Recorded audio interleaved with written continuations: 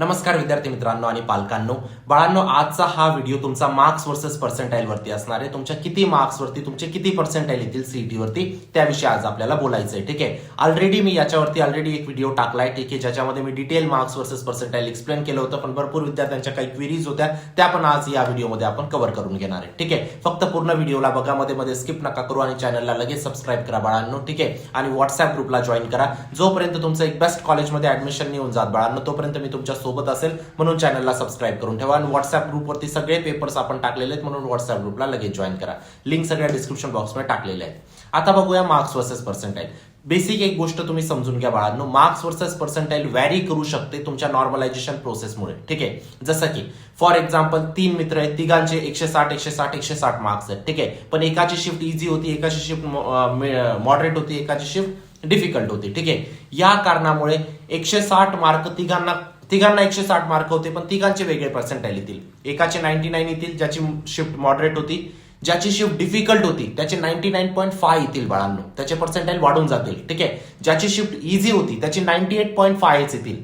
ठीक आहे, म्हणजे तुम्ही डिफरन्स समजू शकतात. इझी आणि डिफिकल्ट शिफ्टचा 1 पर्सेंटाईलचा डायरेक्ट डिफरन्स पडला इथं, है ना. मग हे का झालं? आता तिघ मित्र होते, तिघ मित्रांना 160 मार्क आले, तिघ घरी जाऊन खुश झाले असते की आमचे तिघांचे सेम पर्सेंटाईल येणार आहेत, आमच्या तिघांची सेम कॅटेगरी आहे, आम्ही तिघ एकच कॉलेजमध्ये जाऊ. पण त्यांचे पर्सेंटाईल व्हॅरी होऊन जातील आणि ते एक कॉलेजमध्ये जाऊ नाही शकत बाळांनो. ठीक आहे, मग पर्सेंटाईल व्हॅरी कशा पद्धतीने झाले हे समजलं तुम्हाला. शिफ्टच्या डिफिकल्टी लेवलने पर्सेंटाईल व्हॅरी झाले. आता शिफ्टची डिफिकल्टी लेवल कोण डिसाईड करतं? शिफ्टची डिफिकल्टी लेवल डिसाईड करतो शिफ्टचा टॉपर. ठीक आहे, फॉर एक्झाम्पल कोणत्याही शिफ्टचा टॉपर 160चा निघाला आणि दुसऱ्या शिफ्टचा टॉपर 180चा निघाला. 180 वाली शिफ्ट इझी शिफ्ट मानली जाईल, 160 वाली शिफ्ट डिफिकल्ट शिफ्ट मानली जाईल. ठीक आहे, आता आपण एक्झॅक्ट मार्क्स वर्सेस पर्सेंटाईल बघूया बाळांनो. जर तुम्ही 180 पेक्षा जास्त स्कोर करताय, ठीक आहे, तुम्ही आरामात 99.8 प्लस पर्सेंटाईल स्कोर करणार बाळांनो. 99.8 प्लस. ठीक आहे, म्हणजे तुमचं सीओपी सीएस पक्क आहे. ठीक आहे, त्यानंतर जर तुम्ही 160 ते 180च्या दरम्यान स्कोर करणार तर तुम्हाला तिथं 99 प्लस पर्सेंटाईल येतील बाळांनो. ठीक आहे, त्याच जागेवर जर तुम्ही 140 ते 160च्या दरम्यान स्कोर करणार तर तुमचे 98 पर्सेंटाईल कुठंच गेले नाही.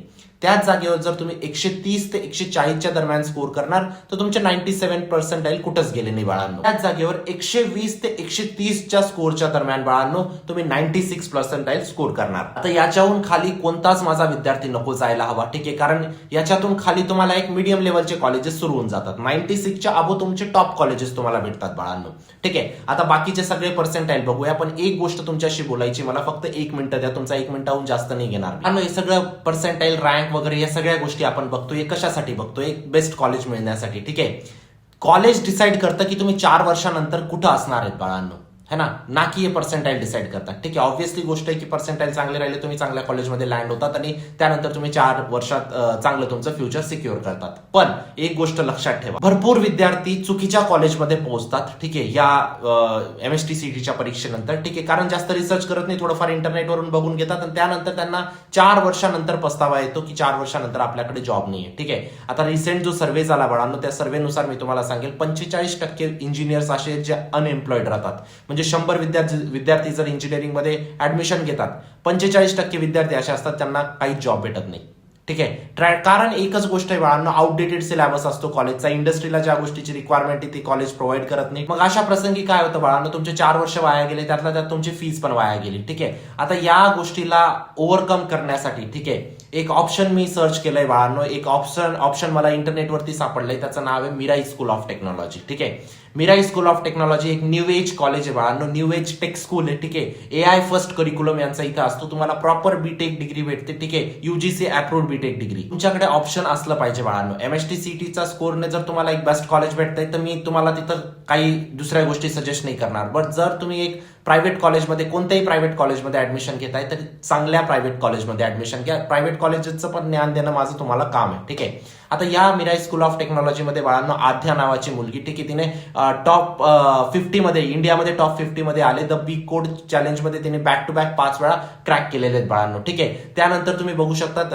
AI सबमिट मध्ये आता जे झालं ना, मोदीजी वगैरे गेले होते तिथं, तिथं स्वतः मिराईच्या यांनी स्टुडंट्सने त्यांचं रोमाजी नावाचं AI बॉट त्यांनी तिथं प्रेझेंट केलं. डे 1 पासून तुम्हाला इथं मॅकबुक भेटतं बाळांनो, जेणेकरून तुम्ही सगळ्या टूल्सला ऍक्सेस करू शकतात आणि तुम्हाला इथं AI फक्त एक सब्जेक्ट नाही बाळांनो, पूर्ण सिलेबसच तुमचा AI आहे. तुमचा इंटरव्ह्यू इथं प्रोफेसर नाही घेत बाळांनो, Amazon, Agoda अशा कंपनीचे टेक लीडर्स किंवा तिथं जे काम करतायत ते तुमचा इंटरव्ह्यू घेतात. फाउंडर्स अमेझिंग आहेत बाळांनो, ठीक आहे. आरपी सारडा जे स्वतः एक्स JP मॉर्गन आहेत, ठीक आहे. बिट्स अल्युमिनस आहेत, ठीक आहे. IIM अल्युमिनस आहे. अरुण कोहली आणि कार्तिक महातूर सर हे कोडिंग ब्लॉकचे फाउंडर आहेत बाळांनो. 2.5 लाख पेक्षा जास्त इंजिनियर्सला यांनी प्रोड्यूस केले. माझं काय म्हणणं आहे बाळांनो, ऍटलीस्ट एक्झाम देऊन द्या, ठीक आहे. सीईटीला एक ऑप्शन एक्झाम तुमच्याकडे असेल, ठीक आहे. जर तुमचं सीईटी मध्ये नाही चांगलं झालं, तुम्ही मिराईमध्ये जाऊ शकतात. यांच्या कम्प्युटर सायन्सच्या सीट्स ऑलरेडी फुल होत आहे बाळांनो, म्हणून लवकरात लवकर एनरोल करा, ठीक आहे. फक्त मी असं नाही म्हणत कॉलेजला जाऊन ऍडमिशन घेऊन ठेवा, टेस्ट देऊन ठेवा ना. टेस्ट द्यायला काय लागतं, कमीत कमी टेस्ट देऊन ठेवा. लिंक डिस्क्रिप्शन बॉक्समध्ये टाकलेली टेस्टची, ठीक आहे. 9 मे लास्ट डेट आहे बाळांनो, त्यानंतर ही ऍडमिशन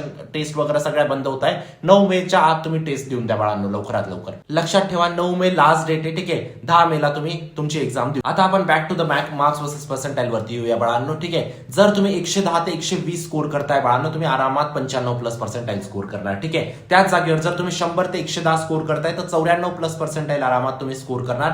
95 ते 100च्या दरम्यान जर तुम्ही स्कोर करताय तर 92 पर्सेंटाईल आरामात तुम्ही स्कोर करणार. आता इझी आणि डिफिकल्ट मध्ये चेंज होईल पर्सेंटाईल. इझी मध्ये थोडंसं कमी होऊन जाईल, डिफिकल्ट मध्ये थोडंसं अजून पर्सेंटाईल वाढून जाईल, ठीक आहे. 95 ते 90च्या दरम्यान जर स्कोर करताय बाळांनो, तुम्ही आरामात 91+ पर्सेंटाईल स्कोर करणार. 85 ते 90च्या दरम्यान जर स्कोर करताय तर तुम्ही 87+ पर्सेंटाईल स्कोर करणार. 75 ते 85च्या दरम्यान जर स्कोर करताय तर तुम्ही 72 पर्सेंटाईल स्कोर करणार.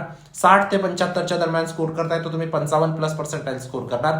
40 ते 60च्या दरम्यान स्कोर करताय तर तुम्ही 50+ पर्सेंटाईल स्कोर करणार बाळांनो. याच्या खाली तर कोणीच विद्यार्थी नसेल, ठीक आहे. 50+ पर्सेंटाईल तुमचे आले तर तुम्हाला ऍटलिस्ट कॉलेज भेटून जाईल. 85+ पर्सेंटाईल आले तर तुम्हाला एक मीडियम लेवल कॉलेज भेटेल. 95+ पर्सेंटाईल आले तर तुम्हाला एक टॉप लेवल कॉलेज भेटेल. हा सगळा सिनेरिओ आहे, समजली ही गोष्ट, ठीक आहे. तर हे होतं बाळांनो कम्प्लीट तुमचं मार्क्स वर्सेस पर्सेंटाईल. मी परत सांगू इच्छितो बाळांनो, आता लास्ट मुवमेंट चालू आहे.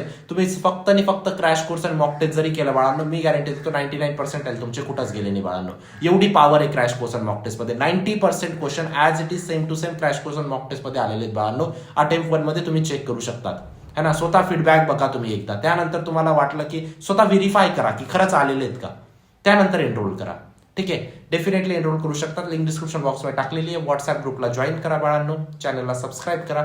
भेटूया नंतरच्या व्हिडिओमध्ये. तोपर्यंत बाय, टेक केअर, थँक्यू.